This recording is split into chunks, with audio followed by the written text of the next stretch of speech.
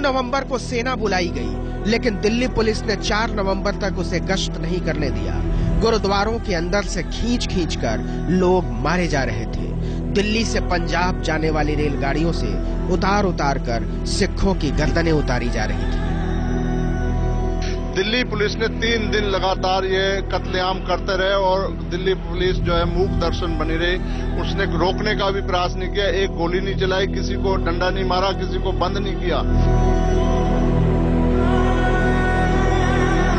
सिखों ने जान बचाने के लिए केश कटवाने शुरू किए, पगड़ी तक उतारी, लेकिन लोकतंत्र के हत्यारे नरसंहार की प्रस्तावना को अंतिम अध्याय तक ले जाना चाहते थे। 100, 200, 500, 1000, 2000, 3000 हिंदुस्तान की राजधानी राक्षसों के हवाले थी। 30 साल से सिर्फ और सिर्फ बातें होती रही हैं और कुछ भी नहीं हुआ है।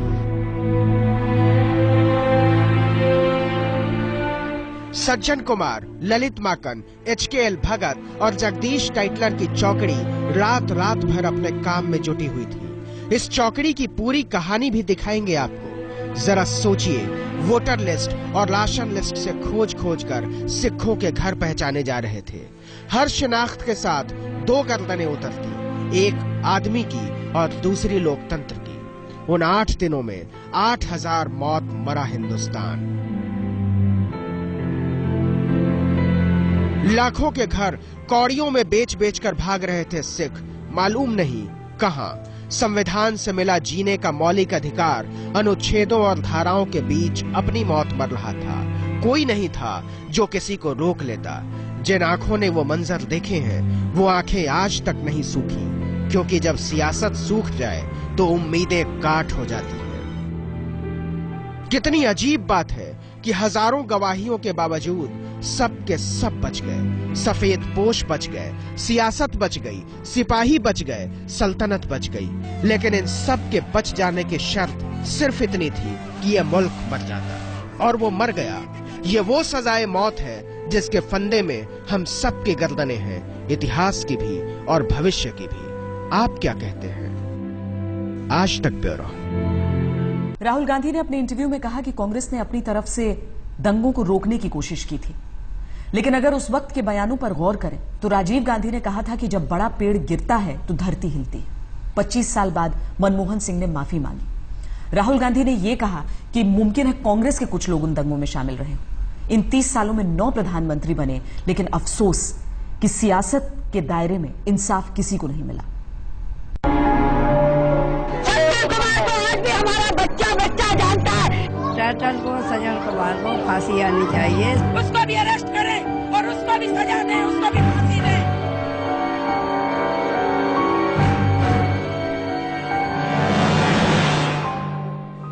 तमाम आयोगों, अदालतों, कमेटियों, गवाहियों, बयानों, सबूतों, परिस्थितियों और रिपोर्टों के बावजूद सब के सब बच गए। सत्य की तमाम खोजों के कोलंबस अंत में सियासत की मौत मरे। 84 में जिंदा बच गई बिरादरी की सांस तो चल रही थी, लेकिन मर वो भी गए थे इंसाफ के इंतजार की मौत। कुछ बच गए और कुछ बरी हो गए। सज्जन कुमार भी, जगदीश टाइटलर भी, ललित माकन भी और HKL भगत भी। कानून की सत्ता ने पीड़ितों की नजरों को गवाही मानने से इनकार कर दिया था। सब 1 सेकंड भी खड़े नहीं हुए। मैं तो वहीं बैठ गई थी कि मैं कह रहा ये चाह रही थी कि सज्जन कुमार को आपने बरी कर दिया तो मुझे सजाए मौत दो। कांग्रेस सच से भाग रही थी। दिसंबर 1984 में दिल्ली पुलिस के ACP वेद मारवा को सिखों के कत्लेआम की जांच का जिम्मा सौंपा गया, लेकिन सरकार को पता चला कि मारवा सच को लेकर कुछ ज्यादा ही गंभीर है। इसीलिए मई 1985 में उन्हें हटाकर जस्टिस रंगनाथ मिश्रा को लगा दिया गया। 86 में रिपोर्ट आई, और रिपोर्ट क्या थी? एक भद्दा और भयानक मजाक। जस्टिस रंगनाथ मिश्रा ने सारे अफसरों और नेताओं को क्लीन चिट दे दी और लिखा, किसी का नाम लेना आयोग का मकसद नहीं था, इसके लिए 3 अलग से कमेटियां बनाई जाएं। दुर्भाग्यपूर्ण है, ये देश के इतिहास पर कलंक है। कांग्रेस दिखाने की कोशिश करती रही कि वो सिखों को इंसाफ दिलाएगी, लेकिन वो अंदर ही अंदर अपने नेताओं की चमड़ी उधड़ जाने के डर से घबराई हुई थी। एक आयोग, दूसरा आयोग, तीसरा आयोग, 10 आयोग बने, लेकिन इंसाफ का इंतजार नहीं खत्म हुआ। और 2007 में इंसाफ तब हुआ जब सीबीआई ने जगदीश टाइटलर के खिलाफ सारे मामले बंद कर दिए। 21 years, 7 commissions sat. Not one commission even took my name. Not one. Even till today, there's no FIR against me. Even a little constable has not come to ask me a question. फाइलें जिंदा रही और उम्मीदें मरती रही, मरती रही, मरती रही और मरती रही। अप्रैल 2013 में सज्जन कुमार भी इंसाफ की सदगति को प्राप्त हुए बरी हो गए। आज न्यायपालिका से जो मुझे न्याय मिला है, न्यायपालिका ने मुझे निर्दोष साबित किया है। 1987 में कपूर मित्तल कमेटी ने 72 पुलिस वालों के नाम लेकर कार्रवाई की सिफारिश की थी। 30 को तो फौरन बर्खास्त करने की सिफारिश थी, लेकिन सिपाहियों ने सियासत वालों को बचा लिया था और सियासत वालों ने सिपाहियों को बचा लिया। और इस तरह 84 के दंगों का इंसाफ इंतजार की मौत मर गया। ये बेशक 100 साल भी लग जाए, इंसाफ जब तक मिलेगा नहीं, ये स्ट्रगल जारी रहेगी। ये स्टेट स्पॉन्सर्ड कार्नेज था, जिसको ये राइट्स कहते हैं।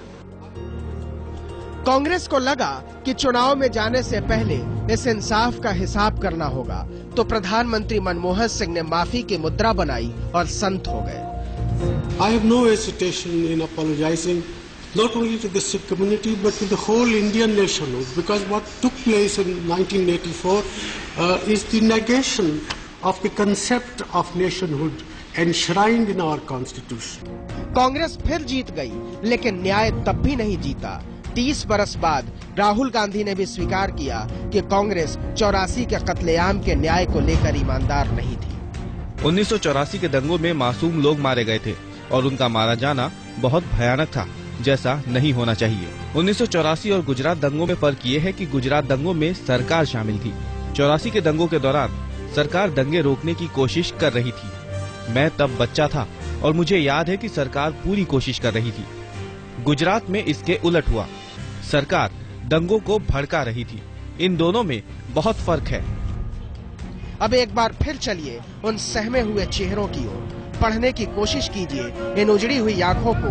हर आंख के भीतर राजनीति की रेत का रेगिस्तान है। क्या हम सिर्फ कानून से हारे? क्या सिर्फ राजनीति से हारे? क्या सिर्फ अदालतों से हारे? क्या सिर्फ उम्मीदों से हारे? क्या सिर्फ विश्वास से हारे? या खुद से ही हार गए थे हम? सोचिए, क्योंकि नागरिक जब खुद से हारने लगे तो मुल्क हार जाता है। पूछने का जी करता है, क्या आजादी सिर्फ 3 थके हुए रंगों का नाम है जिसे एक पहिया ढोता है, या इसका कोई खास मतलब होता है? कोई बताएगा क्या? आज तक ब्यूरो।